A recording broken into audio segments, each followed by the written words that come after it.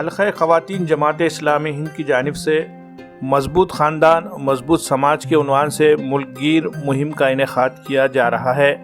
19 فروری سے 28 فروری کے دوران یہ مہم چلائی جائے گی۔ اس مہم کے تحت انجام دی جانے والی سرگرمیوں کی معلومات دینے کے لیے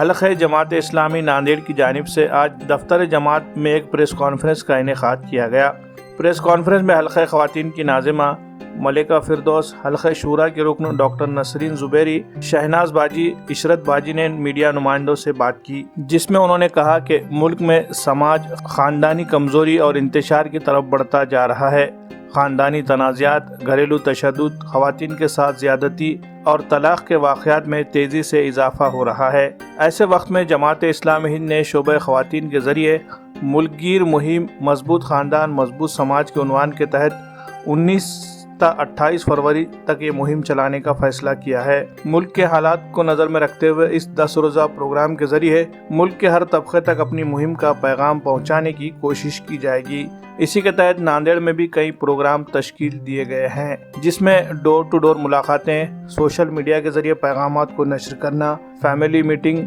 NGOs کے افراد سے ملاقاتیں، فیملی کونسلنگ وغیرہ پروگرام شامل ہے۔ عمومی سطح پر کسی بڑے جلسے کے انعقاد کے لیے انتظامیہ کی جانب سے پابندیاں عائد کی گئی ہے،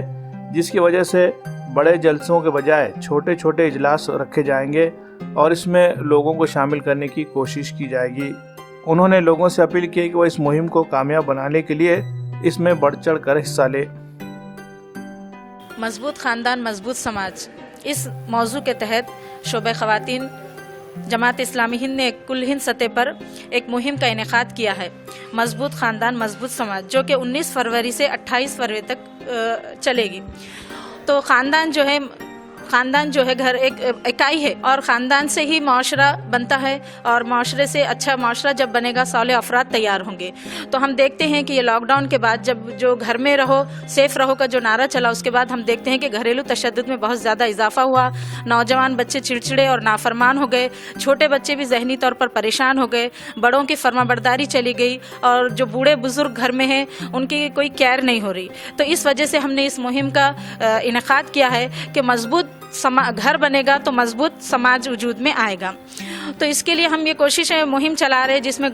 ملاقاتیں ہیں، ٹی پارٹیز ہے، ڈور ٹو ڈور پمفلیٹ تقسیم کریں گے، کارنر میٹنگ لیں گے، ٹی پارٹیز لیں گے، کالجوں میں لیکچر اور ٹیچر کے ساتھ میٹنگ رکھیں گے، اور ہمارے پاس سمپل سروے فارم ہے جو کہ ہم گھر گھر جا کر لوگوں سے بھروائیں گے، اور اس میں کچھ شناخت وغیرہ کچھ ظاہر نہیں کی جائے گی، بلکہ جو مسائل ہیں آپ کے گھر میں اس پر گفتگو کی جائے گی، اور اس تعلق سے کیا آپ کا جواب ہے وہ نوٹ کیا جائے گا، تاکہ ہم اس کو کاؤنسلنگ کے ذریعے سے ان مسائل کو حل کرنے کی کوشش کریں۔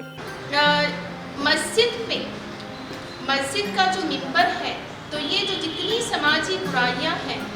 دراصل وہ مسجد کے ممبر سے دور ہونی چاہیے۔ ہم یہ دیکھتے ہیں کہ خطبہ جمعہ میں یہ آیت پڑھی جاتی ہے کہ اللہ تمہیں حکم دیتا ہے انصاف، احسان، رشتہ داروں کے ساتھ حسن سلوک کا،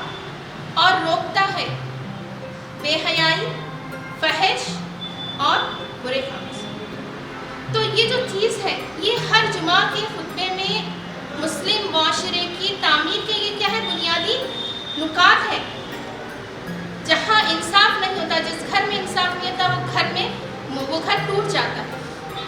ہر رشتے میں انصاف ضروری ہے، احسان کی روش ضروری ہے، رشتہ داروں کے ساتھ اس کے سلوک ضروری ہے۔ تو پھر یہ جو چیزیں ہیں،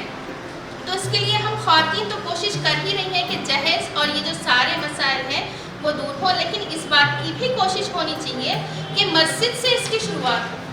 ہر خطبے میں اس کو اپنا موضوع بنایا جائے، اور بڑے لوگوں سے جو لوگ ہیں ان سے اس بات کی شروعات کی جائے۔